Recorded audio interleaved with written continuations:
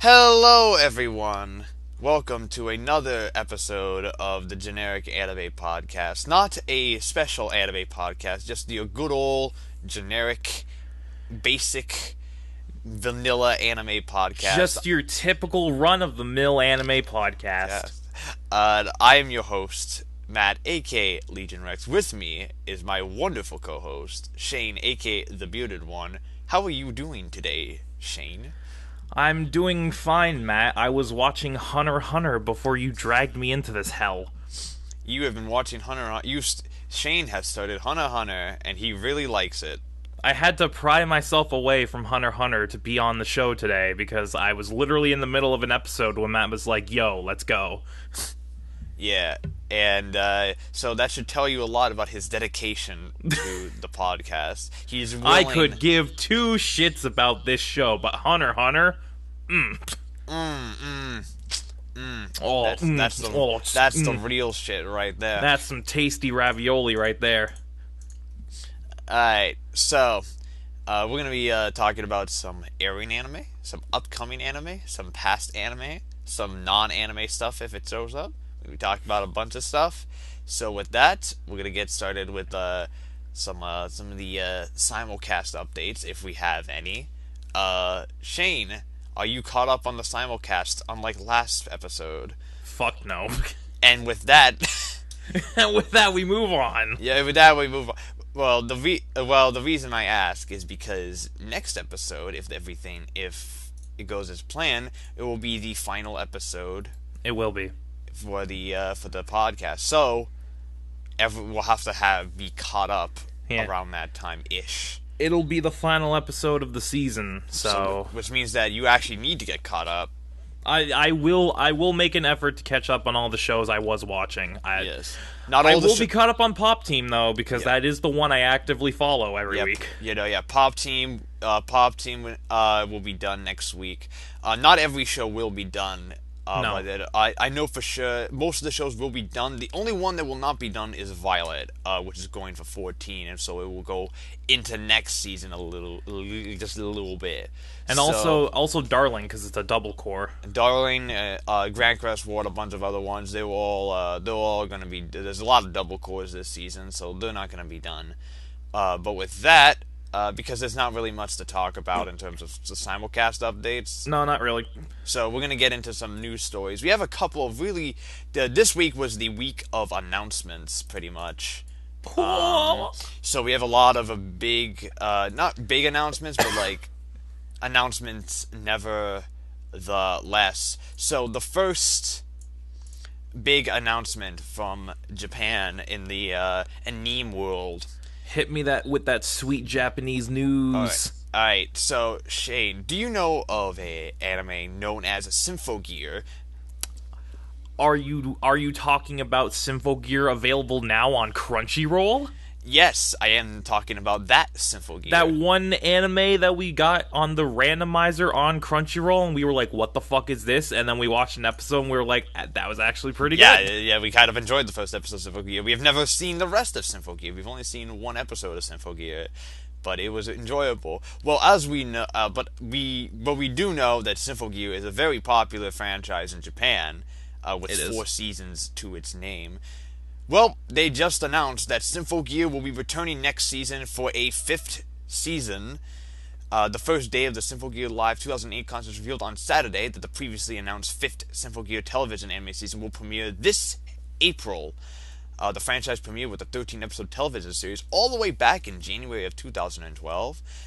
And there's been several seasons since then. The last season ran last July to September, so there hasn't been actually that big of a gap between seasons 4 and 5.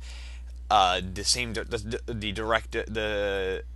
director of seasons 2, 3, and 4 will be returning to direct season 5, as well as the studio Statelight. So Shane, what is your reaction to this wonderful piece of news that I kind of don't care about? I mean, like, okay, because we haven't talked about this on the show yet, but every now and then when Matt and I are bored, I'm like, hey Matt, and he's like, what is it, Shane? and I'm like, do you want to watch anime? And Matt's like, I always want to watch anime. Yeah. So we go on Crunchyroll, and on the website, it's not on any of the apps, but it's on the Crunchyroll website. They have this little random button. You click it, and it takes you to the first episode of a random show.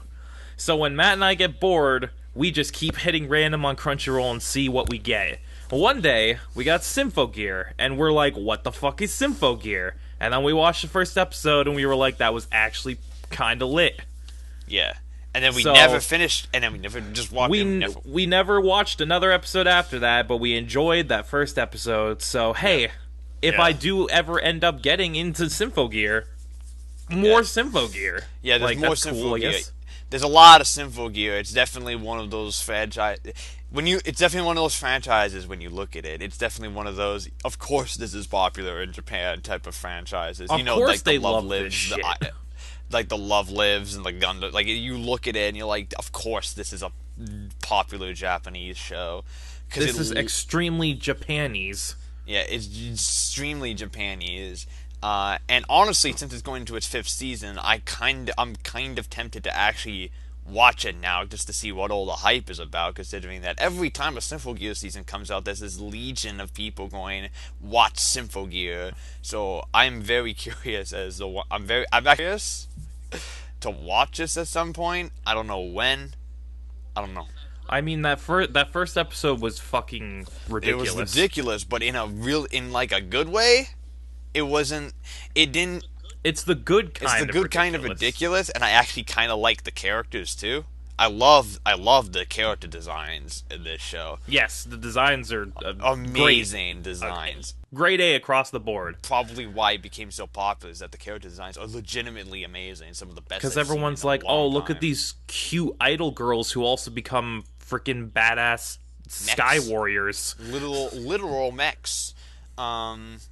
But yes, Symphogear is getting a 5th season, and I have never seen Symphogear, so I kind of don't care. But at the same time, I do care if that makes any sense at all. Speaking of announcements that I actually do care about, we're returning to the wonderful world of My Hero Academia for this. Funimation, as we all know, owns the license to dub and simulcast. Oh, I know what we're gonna talk about My here. Hero Academia. Last year, when they were doing simul-dubbing season 2 of My Hero Academia, they famously premiered the simul-dub at the same time as the simulcast, the first ever show to do so outside of actual aired shows like Space Dandy. Well, that was such a big hit that they're doing it again. Funimation will premiere the first 6 dubbed My Hero Season 3 episodes simultaneously in Japan. Funimation Entertainment announced on Monday that it will premiere the English dub of My Hero Academia's 3rd season on April 7th, the same day the series will premiere in Japan with English subtitles on Crunchyroll and Hulu. The first 6 episodes of the series will be available with simultaneous dubs. Prior to the release of the 2nd season, Funimation announced simultaneous release for its English dub of the first 6 episodes of the 2nd season. The company ultimately continued the pace for 14 episodes until they took a break because the Japanese animation team fell behind. Not much you can do about that. So, Shane, considering that you are very much a fan of the dub of My Hero Academia, this must be damn good news for you. And then That's Shane all I have to died. say. And then The Shane end. died. The end. That's the end of my run here on the G.A.P. That is, he is no longer here. I shall replace him with another Shane, the exact same, an exact replica of Shane. He will steal DNA from my corpse and clone me, and then put the clone in my place after I die from my hero hype. My Hero, yeah. But I'm excited for this because I love the dub myself. Yes. And I'm so happy they're doing this. I think we suspected that they were going to do this. Yeah, I had a feeling, but it's nice that it's officially confirmed now, and it really just shows how much My Hero is taken off. because this is clearly the only series that they're willing to do this with right now. So it just shows how popular My Hero has gotten over in the West. Yeah, which I am very happy for. My Hero's exploded. Why it's not on Toonami is beyond me, actually. I have no idea. Why it's not on Toonami is beyond me. My guess is probably licensing issues. Probably. That's my guess. But I have a feeling that after season 3, I actually have a suspicion that My Hero is going to hit Toonami. Well, it should have, like, a while ago. Yeah, it should have, but it hasn't hit Toonami. I actually have no idea why it's actually not on Toonami. I don't get it. If Black Clover could hit Toonami before My Hero, like, yeah, and what Black the hell? Clover's doing. If Black Clover can do good ratings on Toonami, which it does, My Hero can would do great. kill on Toonami. Exactly. So why the hell it's not on Toonami is beyond me. I don't know, man. Alright, so, but with that, I'm really happy that My Hero... Yeah, this is good news, because My Hero is one of those series. I have, like, a list of specific series that I can only watch dubbed. For whatever reason, either preference or nostalgia or just bias. Like, there are certain series that I can only watch dubbed, and My Hero is one of them. So I'm very glad they're continuing this same day dub situation that they did with season 2. Hopefully they can keep the pace that they had last year and take it beyond the first 6 episodes, but we'll just have to wait and see. I think it's probably going to go like the first, like, 13. Probably the first half. And then then the animation team at Japan's probably gonna actually fall behind. Like they always, this happens with every show ever. And they're gonna fall behind, and then Funimation's gonna be, oh, we're gonna take like a little break, and then the dub is gonna be behind. At that point, I'll switch to sub because I have a problem with My Hero in that I can't go without My Hero for more than a week.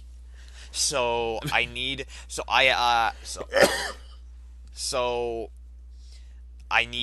it in my veins. So and then I will proceed to wait the extra 2 to 3 weeks for the dub to get back up, and then I will proceed my viewing. So, but in any case, My Hero Season 3 will be simul-dubbed at the same time, so all you dub watchers can actually be caught up with the sub watchers and actually have a discussion. And if you want to watch My Hero Season 3 dubbed on Funimation now, go to Funimation.com/The.G.A.P for your 30-day free trial. It doesn't exist. Don't do it. This is a joke. Funimation does not condone doing that, so Funimation doesn't like jokes. Funimation doesn't like jokes. They will ban you. They will never be able to watch a Funimation show again. I pay $5.99 a month for Funimation now, but if I dare joke about the service in any way, they will cancel my subscription and ban me for life. Yeah, because Funimation apparently is allergic to money. So, yeah. So My Hero is coming in a couple weeks, and I am really, really excited. Now starting here, we have literally like 3 back-to-back like new season or sequel announcements. So let's rapid fire this shit. No, we don't need a rapid fire because we can spend time on them. First one is we've heard lots of news ever since Cabanari the Iron Fortress wrapped up.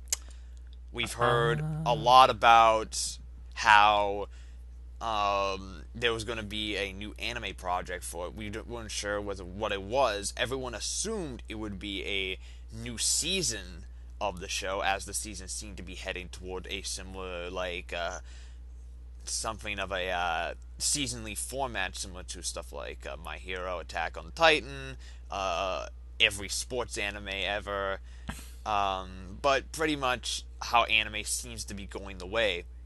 However, they've recently announced that Cabaneri of the Iron Fortress will not be getting a TV sequel, but instead a movie sequel. It's getting a movie.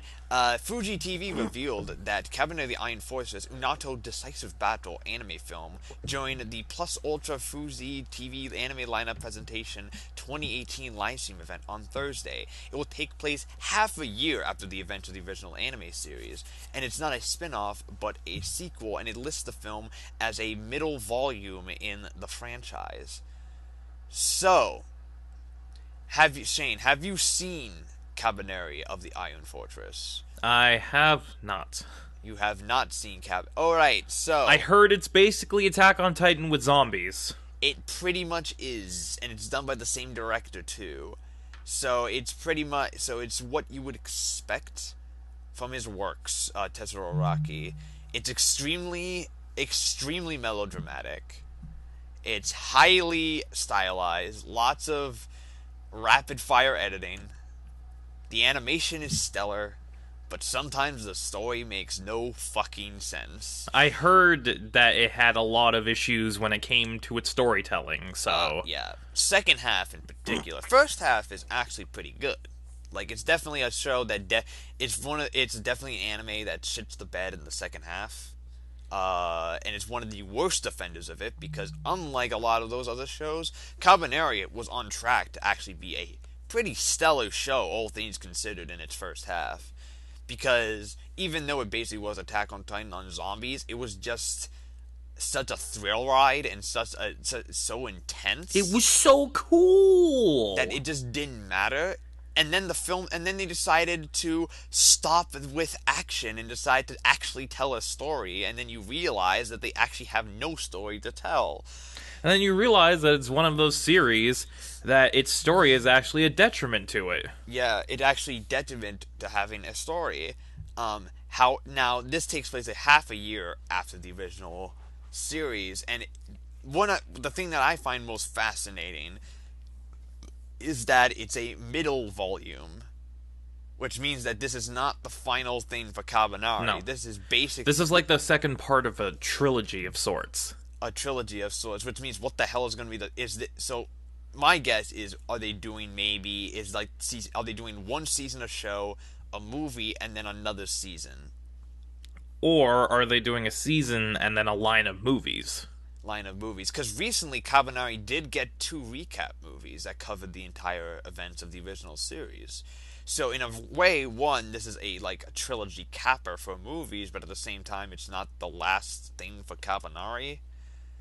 Anime is very confusing, as you can tell, because they're very vague on everything. Anime was a mistake. Anime was a mistake since day one. We should have listened to Mr. Hayao Miyazaki. We should have listened to Miyazaki when we had the chance, but now we're too deep into it. Had the chance. We do have other Cabaneri news, in that DMM Games is also producing a PC... a PC browser/smartphone game for the franchise. It's called Cabaneri, the Iron Fortress Revolt Beginning Tracks. The game will launch this summer. So it's very obvious to me that Wit Studio and Production ID are very much hoping that Cabaneri becomes the next big franchise. Yeah, they seem to be going all in. Yeah. I don't think it will, though. I think Cabaneri,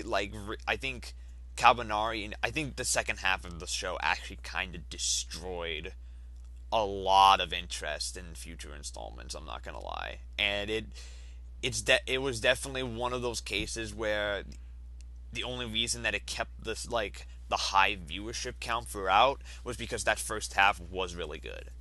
And there's enough people watching it in the second half that they wanted to get through it and be like, maybe it'll get better, and then it just never got better. In fact, then it got didn't. worse. But they also did not reveal a release date for the Cabaneri film. It currently has no release date, which means it's probably not coming out this year. It's more than likely probably going to be coming out in 2019, especially considering that Wit Studio is going to have Attack on Titan running for half a year this year. Yep. So they're going to be pretty much stuck doing that until the end of time, basically. So Yep. So So yeah, that's that for anyone who's a fan of Cabanari. I don't know if there's anyone Cool. who's a fan of Cabanari. Cool. Um, in other in other anime movie news, we have been again another series we've been hinted at for a while that there's going to be more for. Psycho Pass was recently announced that it's going to get not one, not two, but a trilogy of new movies. Oh. This was announced at the same event as the Cabanari film. That a three-part anime film project in the Psycho Pass franchise will premiere starting in January of next year. The overall project is titled Psycho Pass Double S, or Psycho Pass Sinners of the System. The first film was called Crime and Punishment and will be focused on Genoza and Mika. The second film, Case 2 First Guardian, will focus on Totomi and Sugo, and the third film, On the Other Side of Love and Hate, features a visual and more than likely focus on the main character of the series, Shinya Kogami. Oh. Now, Shane, you have not seen Psycho Pass, from what I understand. I have seen bits and pieces of the first season, but I never finished it. So. Yeah. So, out of the little bits you've seen from Psycho Pass, what do you think of it? It's a very interesting concept because, there's a whole thing about, your emotions have to be at a certain level or otherwise you're deemed emotionally unstable and you're a threat to society, and they have the fucking guns that monitor people, and it's some cool sci-fi-esque shit. It's also horrifying because it's surprisingly accurate to what might happen. Yeah, if we keep going the same path we do, Donald. Yeah, and it's a pretty, but it's a great, but I love Psycho Pass. I've always described Psycho Pass as a three-way mix of Ghost in the Shell, Minority Report, and Total Recall. And it's very similar to all of that. It's also got elements of Blade Runner there too. Yeah, I was gonna say there's some Blade Runner in there too. There's some Blade Runner. It's Blade Runner because detectives. It's Minority Report because it's basically Minority Report. And it also has elements of Ghost in the Shell because it's done by the same studio, which is Production IG, and it has similar staff working on it, and it also has a lot of Total Recall elements because. Damn, the show is gory. the show is really gory. But I'm really excited for this because Psycho Pass I feel like is one of those franchises that can go on and just keep making new installments in just because the universe is that good, that interesting. Yeah. And as a fan, I am very, very excited. I'm really happy we're getting 3 films, like 3 new films, by the way. I thought we were going to get like a season 3 or like a sequel film because we already had another film. Yeah, because there's already been 2 seasons and a movie already, So which means we're getting basically a trilogy of standalone films. Probably not standalone. They're probably you might even call it a standalone complex. I kind of want Psycho Pass and Ghost in the Shell to cross over. I'm not gonna lie, they would fit amazingly. But that's probably never gonna happen. So no, but I'm very, very excited for more Psycho Pass. I will definitely watch them as they come out. More than likely, do not be surprised if we actually do cover Psycho Pass on the podcast at some point. Yeah, I need to watch Psycho Pass, so hey. More than likely we will. We'd be dumb not to. It's a very popular show. Psycho Pass is coming back. Whoa! And the final piece of like major announcements, not final piece of news, but the final piece of big announcements, is that. Okay, Shane. Shane, you're a fan of Ace Attorney, correct? Oh, definitely, Matt. I watched all 24 episodes of the first season of Ace Attorney. And it was not utter garbage. Well, fasten your seatbelts, because Ace Attorney Season 2 has been officially announced. The official website for the television anime adaptation. Tell me more! Of Capcom's Ace Attorney adaptation. Was going to be getting a second season. It has a website featuring Godot, which means that it will more than likely be covering the second game in the series. the original game director will be collaborating on the anime, and A1 Pictures will be returning to do animation, with basically everyone from the original series returning in terms of staff. Now the Ace Attorney anime is not good. Not really, no. It's not. It's not good. I've heard good things about the English dub for Ace Attorney, Which actually just came out, so... yeah, I've heard very good things. In fact, like stupid good things, like on the level of like this might be like the best dub since Bakano levels of good. So. And also, I heard that Eric Vale, my boy Future Trunks, voices Phoenix, right? Yeah, and he does, and he sounds perfect, actually. He sounds like the perfect casting choice. But, so I might actually check out I would probably watch the dub, because I watched the first episode of the sub, and I could not wait for that shit to end. And I find it weird that A1 Pictures does this show, and yet it has such shitty animation quality. Yeah, honestly, the rest of the show. It's not horrible to look at. Like, it's not like atrocious. It's not like a train wreck, but it's not even just that bad. It's just that compared to all the other stuff, it's just super mediocre. It's really generic. subpar. Yeah, and it's weird, especially considering that the director of the series is currently directing After the Rain. And I don't know, so I don't really know what happened. Matt, why don't you tell the people what you think of After the Rain? And After the Rain is amazing, like stupid amazing. So I don't know what happened with Ace Attorney. My guess is, and this is probably the reason that Shane will agree with me, one of the things that makes Ace Attorney the game so great is the fact that you actually feel like you're like solving the case as you go.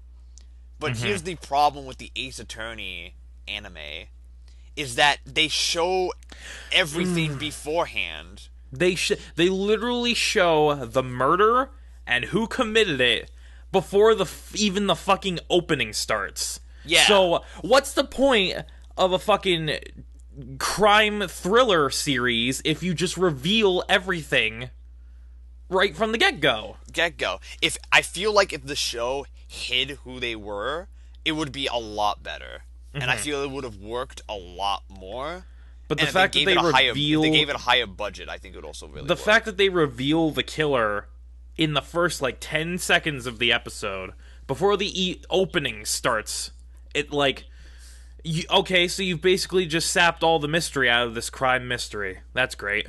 Congratulations. Now it's just boring. Congratulations. Now you just fucked up, because now we know exactly where this is going. Yeah. And it's stupid. I know I am interested though to see if they can learn from their mistakes for season 2, because if you know the games, Godot is one of my favorite characters from Ace Attorney.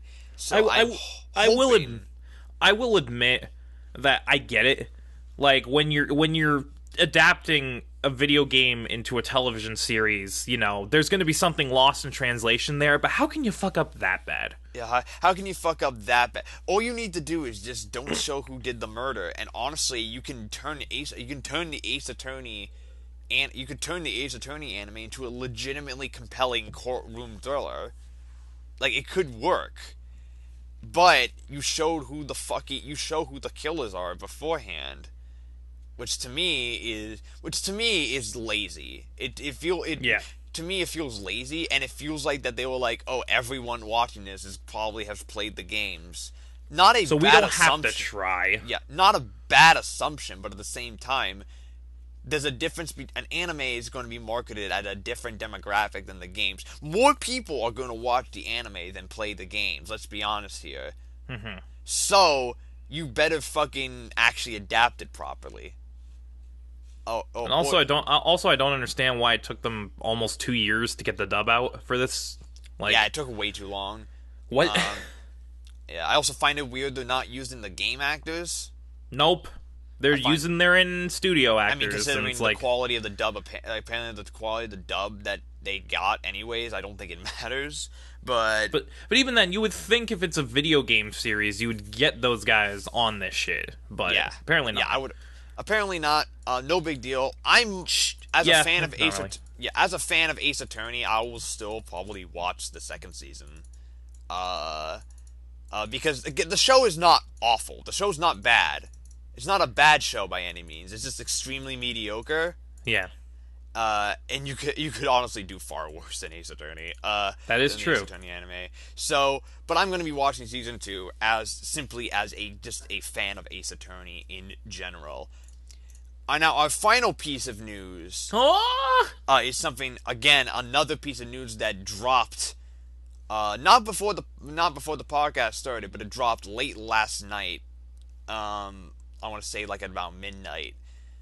One of the most famous Toonami anime of all time has always been FLCL, or Fooly Cooly. Fooly Cooly! Fooly Cooly, which is one of Studio Gainax's most popular works, and arguably influenced a decade of anime producers, and arguably was the launching point for Studio Trigger in a lot of ways. Yeah. Just in terms of visual styles, storytelling, all that kind of stuff. Well, recently, they just announced the official Japanese website for the FLCL 2 and FLCL 3 sequel film projects just revealed a new visual on Friday, and it was drawn by the original character creator himself, Yoshisuke Sadamoto. I'm going to put it on the screen right now for everyone. Bam, there it is. Bam, there it is. In addition, the website revealed that tickets for the two films will be offered in advance during the Anime Japan 2015-18 event on March 24th and 25th. What's going to be interesting is that they're going to be films in Japan, but over in America, they're going to be 2 6-episode TV shows. I was going to ask how, like, what's the format for these new series? They will be movies in Japan, 2 6-episode television shows in the U.S., mainly because the U.S. were the people behind getting this thing greenlit. They will be a sequel. They will not be a reboot. They are sequels to the original series, but they will follow a new protagonist with a new supporting cast, with the exception, of course, of our main character, with the exception of, what the fuck is her name? Because I'm trying to remember what her name is, because I haven't seen Fooly Cooly in years. Fucking Haruko. Haruko is the only returning character from what we have seen. That's interesting. So, have you seen Fooly Cooly, Shane? No, I have not. That is something you actually need to get I know, it's on the list, and I know it's really short, so... It's only 6 episodes long, and it's a very, very important show in the terms of history of Gainax, in terms of the history of animation, in the history of Toonami, because it's one of Toonami's most popular series, and Toonami's openly stated that it's actually the favorite show they've ever aired. So that's probably why they helped. Yeah, Toonami loves Fooly Cooly with a passion. Yeah, so they are going to. These seasons will more than likely do gangbusters here in America, and I'm really interested to see how they translate it. If they're supposed to be movies, how they're going to translate it to 6 episodes. Yeah, that's gonna be interesting, to say the least. Are they like movies first, but 6 episodes later, or are they made as 6 episodes, but just made as films for the Japanese market? Who knows? We'll just have to wait and see. When does this air? Currently, the first film is set to open in Japan in 2018. There was no release date for it. Release date. There's no news. There's been no news from Toonami about when the hell the TV show is going, where the seasons are going to air. Originally, they were actually slated to air last year, but nothing came of it. So who knows what the They're fuck is going? they're probably just waiting for things to happen on the Japanese side.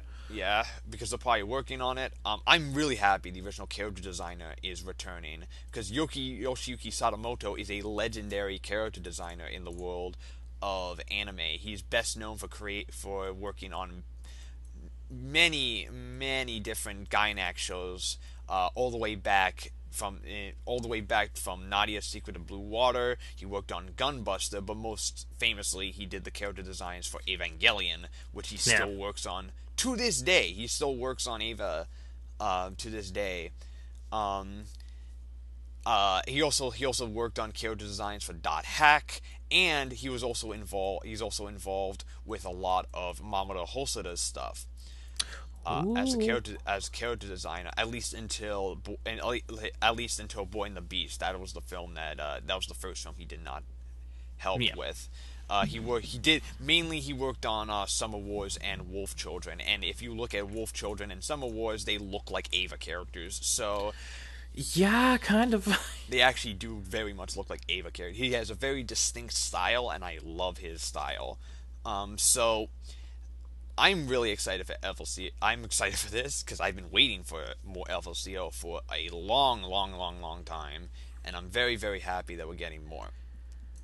And with that, no more news. No more news. No more news. We're probably gonna get more news next time, because next time is the beginning of a new season. The beginning of the spring season. The beginning of the spring season, which is always fun. And by fun, I mean not fun, because that means long podcast.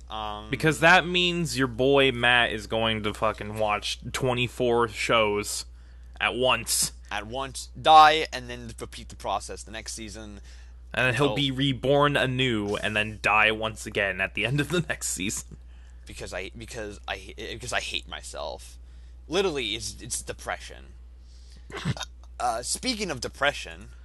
Let's time. Oh God, no! Talk about the show. I think it's time we talk about our featured anime for this part for the week. So our featured anime is an anime that aired in 2016. It was in another recent series. Another recent show. It's a more lesser known show. Not too many people have seen this show, and from what I can tell on YouTube, nobody has actually really done a full-blown review of this show either. So we might be one of the first ones to do so. It didn't get enough viewership that it probably deserved. It definitely deserves more viewership, but we'll get into that later. The show in question is Poco's Udon World, which is a slice-of-life fantasy seinen directed by Yoshihide Itabata, written by Natsuko Takahashi. It aired for 12 episodes and from October 9th, 2016 to December 25th, 2016, and it was done by Studio Leiden Films. Poco's Udon World follows Sota, a 30-year-old web designer from Tokyo who moves back to his hometown after his father passes away in order to clear out the house and the old restaurant so that way he can sell it off. But as he's cleaning out, he finds a mysterious boy that appears to be hidden in the restaurant. Turns out this boy is part Tanuki and has no home, or at least it appears that he has no home. So now, as an act of kindness, Sota takes the boy in and names him Poco and kind of cares for him as his own son. And the series follows Sota and Poco as they kind of go from the basically everyday lives over the course of a summer. So we got this podcast through a randomizer. We got this show through a randomizer. We did. As you can tell. So Shane, after watching Poco, what was your initial impressions of the show? Okay. Well, let me just say right off the bat, I don't know why the randomizer is on our side, because holy crap, dude. Like, fuck.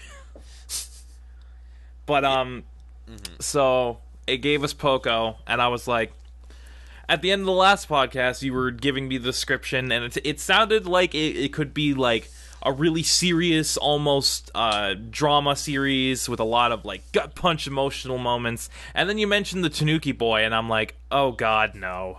Oh god, no. But when I started watching it, I immediately fell in love. Like, this show is just so pure.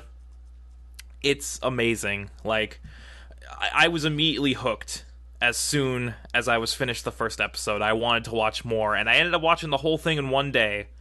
So my first impressions were nothing but positive. I immediately fell in love with this show and these characters. Same pretty much actually. One thing I was pretty skeptical. Not skeptical of Udon Pocos, but I was more curious because I had never heard of this show before. Yeah, neither of us have ever heard of the show before we got it in the randomizer. Mm-hmm. So it was a new and it was kind of so I was more kind of like, how did I not hear of this? And now I'm definitely, now after actually watching the series, I'm still like, how did I not fucking hear of this? Because this show is really good, really, really good, and it's definitely definitely a show that I think flew under the radar. Oh, definitely. Very much, and I'm so happy that the randomizer gave it to us, because I probably would have never ever seen it. I never would have seen this if we hadn't got it in the randomizer. No way. Yeah, and I am very, very, very, very happy. The show just has a nice, like, tone to it. Yes. It's not too heavy, but it's not too light either. It's like that middle ground of being just emotional, not just enough emotion that you get invested, but it's also like really, like, you watch it and it's like you don't feel like bad at all. It feels good to watch this show. Like, after you're done watching an episode, you feel happy, and you feel very, you like you like you don't like you feel like you feel good after watching an episode, because the series has just this charm to it. Yes. Never-ending charm, and it just throughout the entire thing, it's consistent too. It never goes too, like, overbearingly, cloyingly cute with his with anything, which is a lot of which is an issue with some shows along this line, that they can go too cloying, too cute, and they become like annoying. They become basically diabetes. This show never really gets to that point. It always stays likable. It always stays like realistic too. I want to bring that up too. I like how grounded this show is. I like how grounded it is. Mm-hmm. I never felt watching it that I was watching a show that was too fantastic. Like this couldn't happen, or like, oh, I don't relate to this. Like, it felt real. It felt very much like these were actual people doing actual things, dealing with actual problems, and it never felt, but it also never felt like too like I want to say depressing either. It balances tone so well, and I think that was the one thing I took away from it, and that this is a mastercraft of tone. It never felt unbalanced in terms of its unbalanced in terms of its tones. So Shane, I want to ask you a question. Ask me the question, Matt. Who do you think who is your favorite character from Poco? Okay, well, I'm gonna take the easy route here, and I'm sorry for being a basic bitch, but my favorite character, no doubt, Poco. I'm Show. sorry, but I can't deal with him. He's just so adorable, and I love him, and I want him. I also speak. It's one thing I do like about Poco is that he feels like an actual child. Yes, even though he is a tanuki, he feels like a real kid growing up. Like he feels like he's going through the motions of, learning and, building your basic skills that you need to get by in life. If it just feels like he's a real kid trying to grow up and become, a better person. And it really does. It really, really does. And I also like how one of the things I really liked about it was how normally in anime, like not just anime but media and problem have this problem of like making kids. They don't sound like kids. Like they don't talk like kids. No. Poco talks like Poco is a 4-year-old and he talks like a 4-year-old. Yeah, like Sota. Yeah, Sota. Like he like says the same. He's really happy all the time. Sota Nakajami, be nice. And he's a very happy child. And he's one of the and he's definitely a highlight of the show. However, my favorite character Poco is one of my favorites, but my favorite Poco's the easiest choice, man. Yeah, but my favorite is probably who I feel is the most fleshed out character from the series, and that's Rinko. Yeah, Rinko. That's what I thought you were gonna say. As Rinko, who is our protagonist's older sister, and I will say before you get started that Poco is my personal favorite character just because he's an adorable little cinnamon bun and I want him. But if I wanted to say who is the best character in the show, Rinko, hands down. Yeah, Rinko is hands down the best character. Because I want to. This leads into the topic that I think will most come up with Poco, and that there's a surprising amount of depth with Rinko. There's so much thematic weight to the entire show, and it resonates throughout all of its elements. Yeah, and Rinko is one of the biggest examples of that. Rinko could have easily been this one-note character, especially when she first introduced. It's like, oh, she's it's funny because she's terrible with kids, and she's kind of like the she's the typical nagging sister who always gets on Soda's case, and she's terrible with kids, and how funny is that? But no, it's not that. One of the things that I really liked about Rinko is that like most of the characters, she feels like a real person. She has like those are just one. That's just one element to her character, and she grows and evolves as a person. And and her arc in the show is probably one of the most satisfying arcs in the entire series. I agree. Yeah, because she goes through an arc that is a very related for a lot of women going through that. Like for a lot of women, especially of her age in real life, would probably be a legitimate real thing that they would go through as well. And I'm gonna get to that other stuff too, because this show really resonated with me in some areas. But I also loved how that even though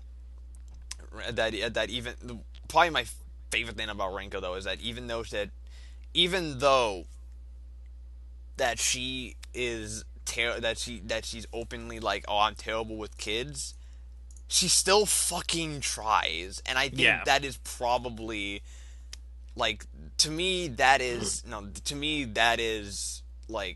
commendable. Extremely commendable. And her relationship with Sota feels extremely relatable and real. It feels like a natural sibling relationship that you would see in real life. Honestly, when I see Sota and Rinko interact, I'm reminded a lot of me and my sister, because we act very similar to these two. So that resonated with me, and it's just one of the things that makes this show so great is that it can nail complex, meaningful human relationships that feel real to the viewer. And it's just great. And so easily too, like so. Yeah, easily. it feels like all this stuff is being done like effortlessly, and it's like how did Poco's Udon World of all things like nail this to a T? Yeah. But Shane, with every good must come a bad. Who is your least favorite character of the show? Actually, let's start with yours because I have an interesting choice, and I don't know if you'll agree with it. I have a now. I don't have any characters I really hate in Poco. I actually really don't. I think Poco is a smart enough show that every character has a purpose in the longer like in the whole scheme of things. However, I will agree. I think in terms of characters, my least favorite is probably Hiroshi. Oh, okay. Not because I hate him. I like Hiroshi, but my problem is that when he shows up, the show kind of grinds to a halt. And the show loses some of its thematic momentum. Because I feel that for Hiroshi Hiroshi shows up in the second later on compared to most of the characters, but he takes up a lot of screen time. Yeah, he's very prominent throughout the second half. He's very prominent throughout the second half, and I feel like for a show that is mostly like that's more like a down to earth slice of life, to have a character like Hiroshi be kind of like he feels like something that came out of like a more comedic show. And I feel like, I feel like in some ways he doesn't fit. In his arc, and I don't feel his arc was satisfying. I don't think it was, and I feel like he's the one major issue I have with the cast. And it's like even then, like when I say least favorite, I don't mean like I hate this character. Like, no, I actually like Hiroshi a lot. I think when he does show up, he is very funny, and he does have a good backstory, and he does have interesting motivations. I just feel that he kind of slows down grinds the series to a halt at points, because he does kind of feel out of place at times. Okay, mm-hmm. I can see where you're coming from with that. Mm-hmm. Okay. All right, but who's your least favorite? Okay, well, I will clarify that much like Matt, when I say least favorite, I don't mean bad. Like there really are no bad characters in this show. So when I say least favorite, I literally mean this is the character that I liked the least out of all of these. Mine's interesting, and I don't know if you'll agree with it, but my least favorite character is the priest.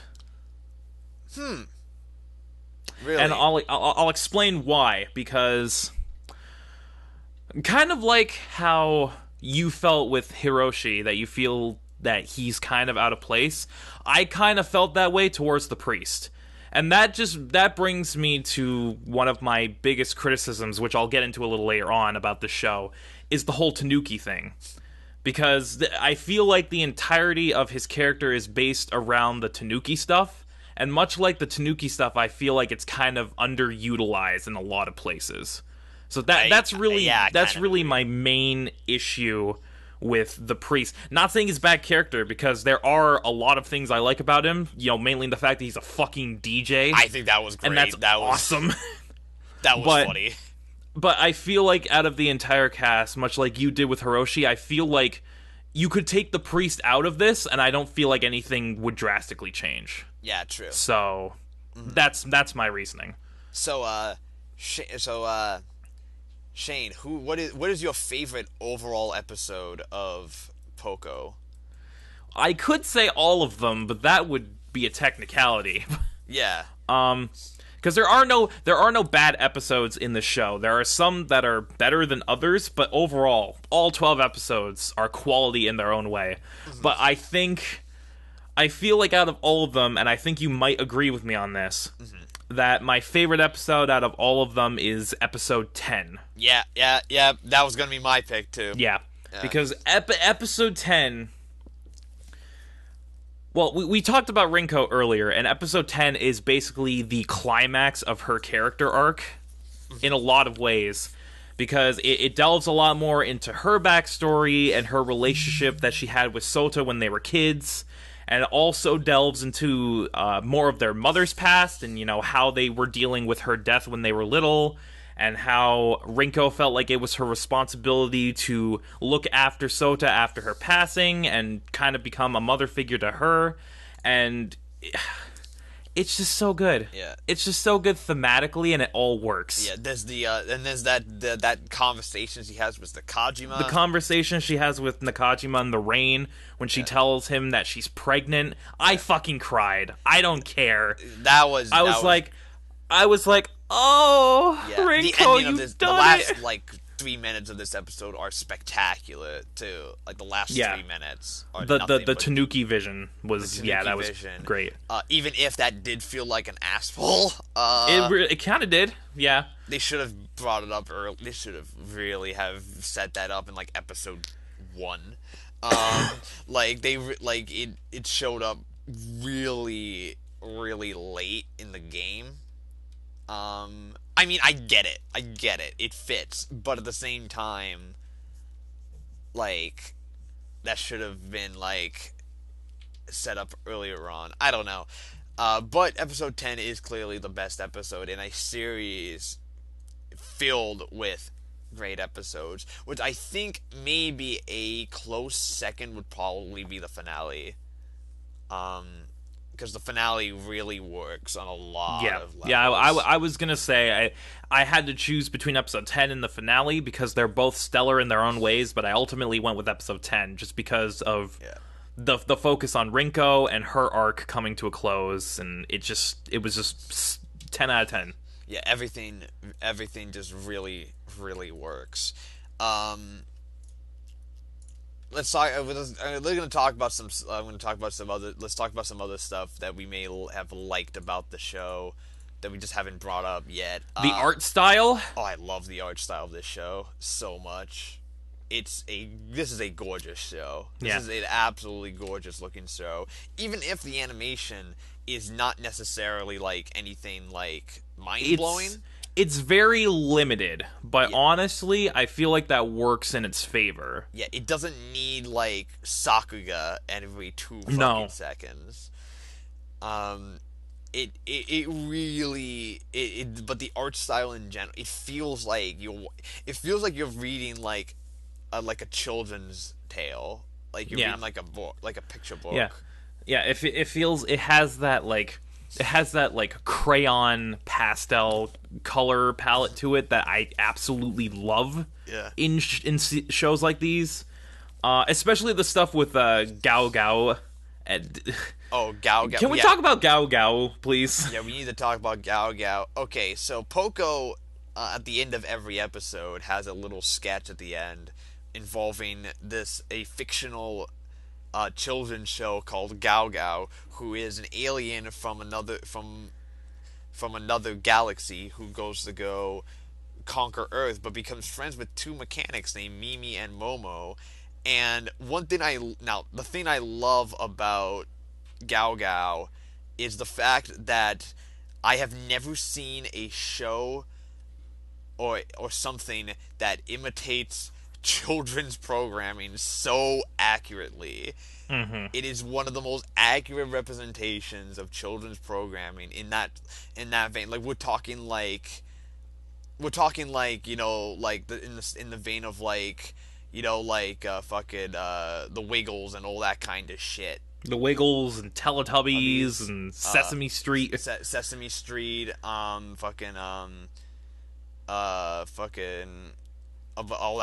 that kind of stuff. It's exactly like that, and it's Poco's favorite show. Poco adores it. But one thing I love about the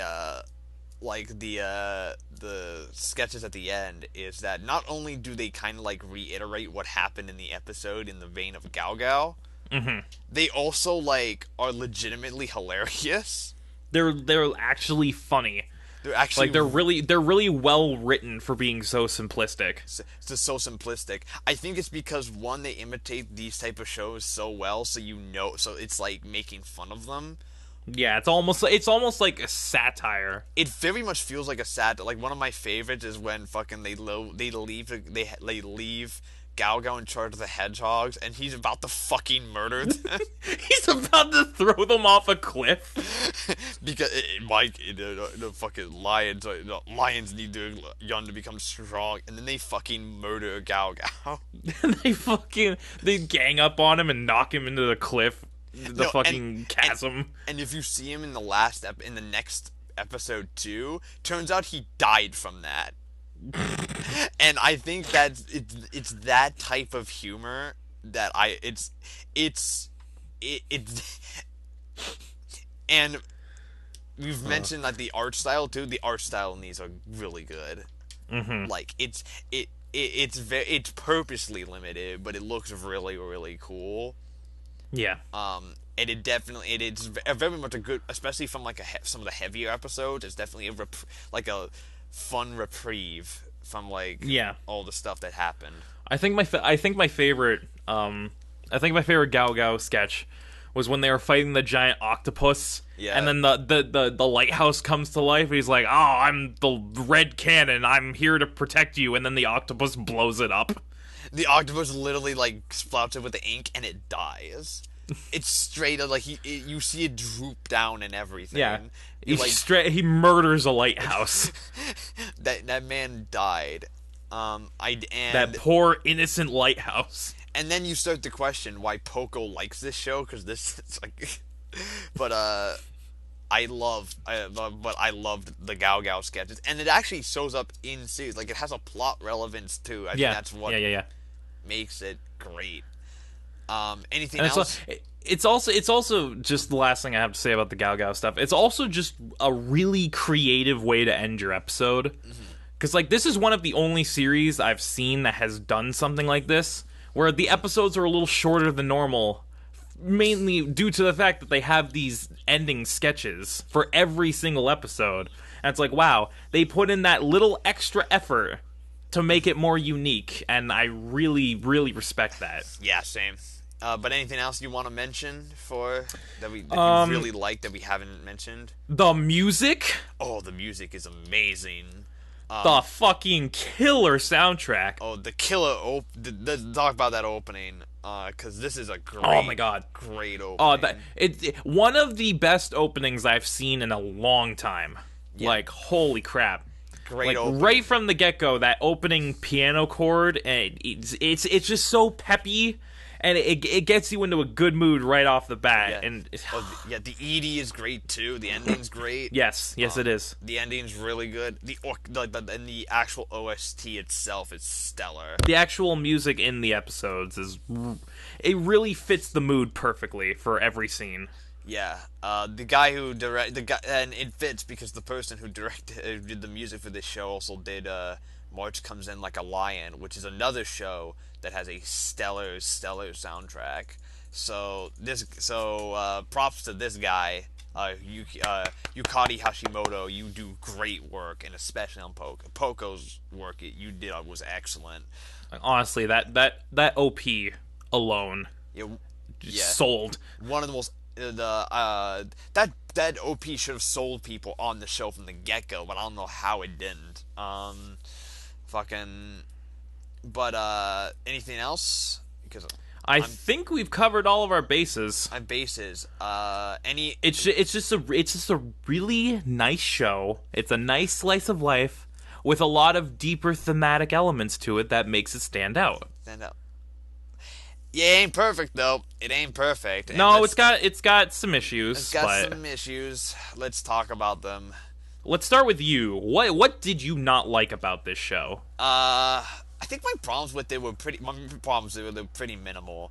I feel like the end, like some of the ending was an asshole. I feel like it didn't build up to it correctly at times. It worked thematically, so I didn't really have an issue with the episode itself. But in terms of the way they went about getting to that point was a little forced and a little contrived. Yeah. And I do agree with you with the Tanuki stuff being completely superfluous. There is no reason for him to be a Tanuki Nope, not really. other than that ending. Yep.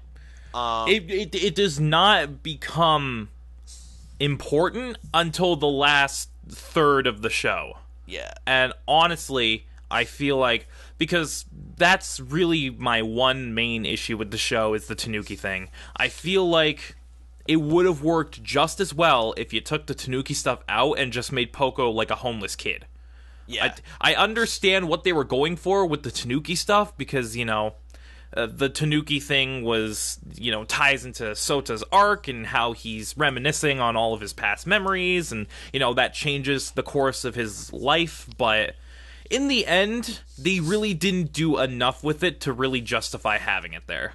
Yeah, I do feel like, and I think you'll agree with me on this. This is like a minor complaint, but it's one that really bugged me for the entire series. Why did Sota, just say, "Oh, I'm looking after my friend's kid"? Couldn't he just say it was a homeless kid? I don't get it. That's what I said to you. That's what I said to you. It's like, man, I don't understand why Sota has to lie to everyone about Poco. Oh, I'm just looking after a friend's kid. Why lie? Just say that he was a homeless kid that you found in the restaurant. No one's gonna question it, and it won't get you into so many issues. Everyone will just be like, if you want, and that what really bugged. This is the one thing that really bugged me, because they're like, "Oh, I want to adopt Poco." And no one questions it. Nobody questions it, even. No one questions. It's hey, I'm looking after my friend's kid for 3 months. Oh, also, he's gonna be my kid now. And everyone's like, do you think he's gonna be a good dad with Poco? It's really, that's the first thing you ask when he comes and says, "Yo, I'm adopting Poco." You don't ask, "Oh, what about his parents? Is this okay? What's happening here?" What's happening? And it all goes back to the fact that he lied, and he really didn't have to. Just say that Poco was a homeless kid that you found in the restaurant, and then you didn't have to fucking make up this bullshit. Yeah. And it wouldn't have been an issue. I wouldn't have an issue with it if the show brought it up, but it doesn't. It ignores it. It feels like it, made that plot point and was like, "Oh wait, this plot point's stupid," and just completely dumped it aside. It's like they were writing it on Microsoft Word and they're like, "Shit, this doesn't make sense," and then they backspaced the fuck out of that. Yeah. And I was also okay, and also this is another really minor thing, but some of the what was some of the I feel like this show could have benefited a little bit more from a little bit more support, a little bit more of appearances from the supporting cast. Mm-hmm. Because some of them kind of they show up and then they never come. Yeah.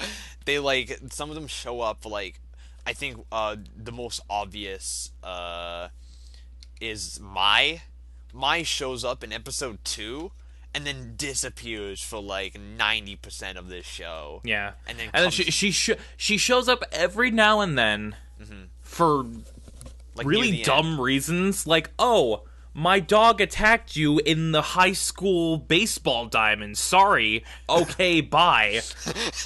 It's oh, hey, it's the festival. Are you opening the Udon restaurant? No? Okay, bye. It's wait, what? And then it's sometime, and what was it about that dog thing? What the fuck was that? It's just fucking, there's a dog shows up and it's ah. I thought that dog was gonna have relevance later on. Nope. But no, the dog just never comes back. The dog never shows up again after that episode. Yeah, it just goes away. Mm-hmm. But I think those are really our only issues with Poco. Well, I got a couple more little nitpicky at least for me. things. At least for me. What's the nitpicky stuff? Well, I talked about the Tanuki stuff. Most of it is honestly superfluous. You could have easily remedied that. Mm-hmm. Sota being a dumbass about Poco, like, you don't have to lie, okay?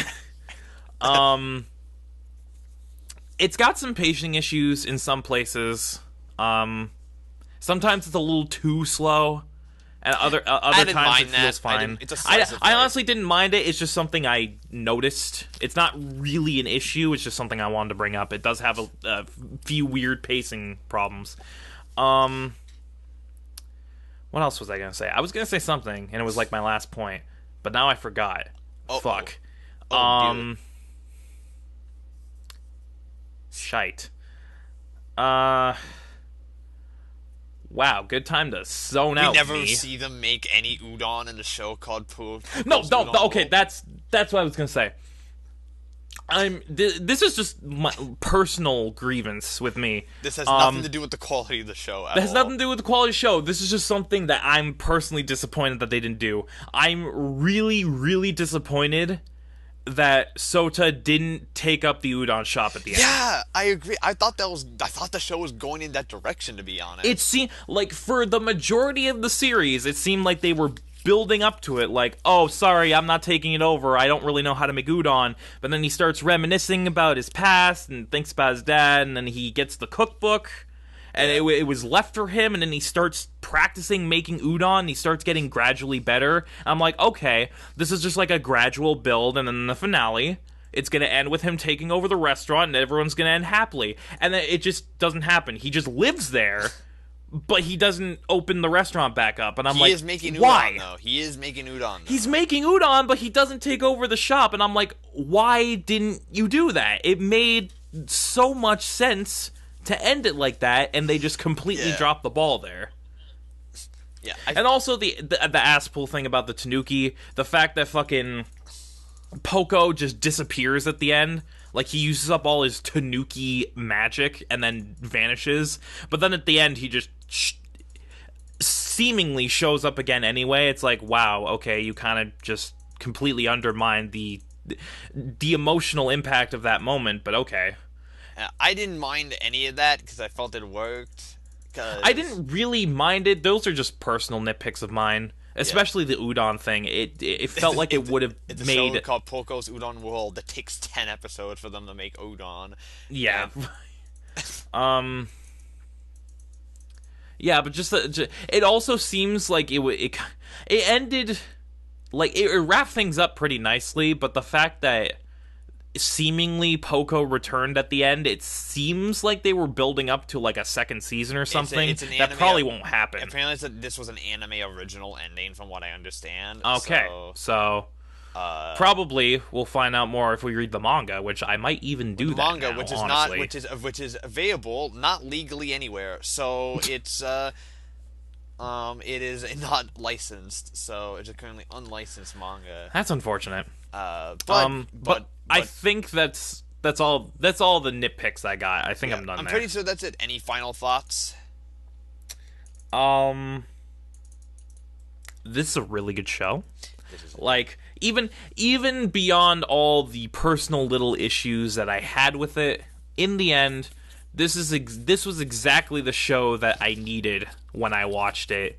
It was the perfect slice of life to just sit back, relax, and enjoy, while also having enough emotional and thematic depth to make it interesting to delve into. I feel like this show is the perfect blend of serious emotion, really quirky humor, and just real thematic elements to just tie it all together. And it makes it, honestly, one of the best slice of life series I've ever seen. Yeah, I wouldn't go so far to say it's the best slice of life show I've seen, but it's definitely one of the best ones I've seen recently. Yeah. In terms of quality, it's definitely one of the best ones I've seen in a while. It's not the best I've ever seen, the best I've ever seen. No, definitely not. No, but it's definitely one of the best I've seen in recent memory. And this is during a season which is being a current anime season, which is being considered one of the best slice of life seasons in years. With G.A.P and Place Further Than the Universe just fucking destroying right now, in terms of quality. So I'm really happy that I ended up watching Poco. I really enjoyed it. Mm-hmm. Final rankings, final scores. Okay, well, see, I know mine, so yeah, I know yours, but I still really haven't decided my final score for the show, because even after watching it and thinking about it a little bit afterwards, even now, I'm still mixed between giving it an 8 or a 9, because it has the quality. The quality is definitely there, and it has a lot of deeper things to it that make it stand out from a lot of other shows. But at the same time, there are those few issues that I have with it that do kind of actually hold it back. But in the end, I think that the pros outweigh the cons, and the quality of the show more than makes up for the few shortcomings that it has. So I'm going to give Poco's Udon World 9 out of 10. Easy 9 out of 10. Yeah. I was gonna be the same. It's an easy 9 out of 10 for me as well. This is a great show. This is a great slice of life. Definitely worth watching for anyone who's a fan of good slice of life. And if you're looking, not not just a fan of slice of life, if you're a fan of like just good storytelling in general, watch Poco. It's charming. It's funny. It has great complex, depth-filled characters. A lot of a great sense of just a great sense of culture, surprisingly too, because it's set in in Sota's words, it's set in the sticks. It's out in the sticks, in the boonies. It's out in the boonies of Japan. So everyone's got an accent.